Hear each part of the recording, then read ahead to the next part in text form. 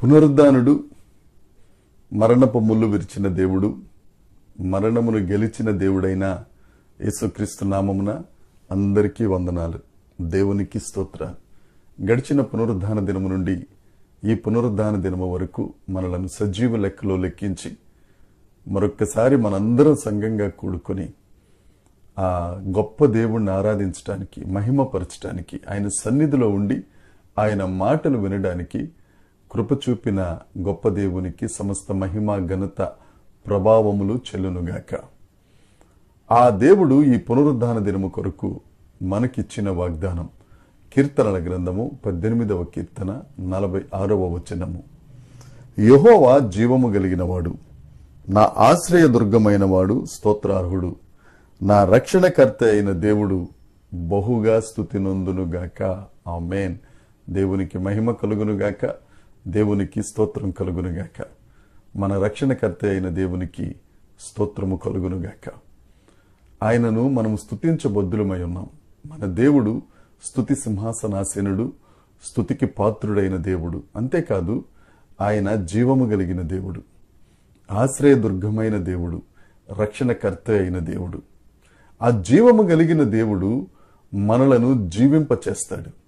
మరణించిన వారిని సహితం నోటి మాట చేత ఆజ్ఞాపించి జీవమునిచ్చి బ్రతికించిన జీవము కలిగిన దేవుడు, జీవాధిపతి, జీవ ప్రదాత మన యేసుక్రీస్తు ప్రభువు. దేవునికి స్తోత్రం కలుగునుగాక. మృతతుల్యమైపోయిన వాటికి, నిర్జీవమైపోయిన వాటికి జీవమును ప్రసాదించే దేవుడు. నా ప్రియ సహోదరి, సహోదరుడా, ఏ ఏ పరిస్థితులలో జీవం కోల్పోయావో, ఆర్థిక పరిస్థితి, ఆరోగ్య పరిస్థితి, ఆత్మీయ స్థితి, దేంట్లో జీవం లేదో యేసయ్య దగ్గరకు రా. ఆయన సన్నిధికి వేగంగా వెళదాం. ఆ దేవుణ్ణి స్తుతిద్దాం. ఆ మాటలు మనల్ని బ్రతికించి మనకు జీవాన్ని ఇస్తాయి. ఎందుకంటే యేసుప్రభు అన్నారు కదా, నేనే మార్గము, నేనే సత్యం, నేనే జీవం. ఆయన ద్వారానే మనకు జీవం వస్తుంది. ఆయన ద్వారానే మనం మోక్షానికి చేరుతాం. అందుకే పేతురు గారు అంటారు, నీవు నిత్య జీవపు మాటలు కలిగిన వాడు. నీ దగ్గర నుంచి ఎక్కడికి వెళ్ళిపోతాం ప్రభువా? మన దేవుడు నిత్య జీవపు మాటలు కలిగిన దేవుడు, మన బ్రతుకుల్ని బాగు చేసే దేవుడు, ఆశీర్వదించి అనేకులకు ఆశీర్వాదకరంగా చేసే జీవ ప్రదాత ఆయన. దేవునికి స్తోత్రం. రెండవది, ఆశ్రయదుర్గమైన దేవుడు. ఆయన ఆశ్రయించదగిన దేవుడు. లోకాన్ని ఆశ్రయిస్తే లోకం మోసం చేస్తుంది, మధ్యలోనే విడిచిపెట్టి వెళ్ళిపోతుంది. తల్లి గర్భమందు రూపించబడక మునుపు మనకు ఆశ్రయమైన దేవుడు ఆఖరి శ్వాస వరకు ఆశ్రయంగానే ఉంటారు. అందుకే మనుషులను నమ్ముకున్నట కంటే యెహోవాను ఆశ్రయించుట మేలు. మనుషులు పడగొడతారు, ఆశ్రయదుర్గమైన యేసయ్య నిలబెడతారు.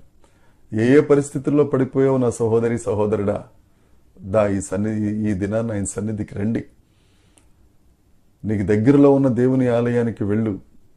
పడిపోయిన నిన్ను ఆయన లేవనెత్తడానికి నీ కొరకే సిద్ధంగా ఉన్నారు ఆయన. మూడవది, రక్షణకర్త అయిన దేవుడు.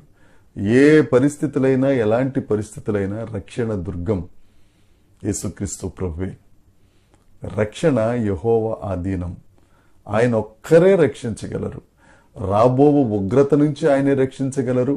పాపపు పరిస్థితి నుంచి ఆయనే రక్షించగలరు. ఎక్కువ మాట్లాడితే నశించిన దానిని వెదకి రక్షించుటకు ఈ లోకానికి వచ్చిన ఏకైక దేవుడు యేసుక్రీస్తు ప్రభు. నీకు రక్షణ కావాలన్నా, పడిపోయిన పరిస్థితి నుంచి పైకి లేవాలన్నా, మృతతుల్యమైపోయిన ప్రతి పరిస్థితి జీవము కలిగినది అవ్వాలన్నా యేసయ్య దగ్గరికి రా.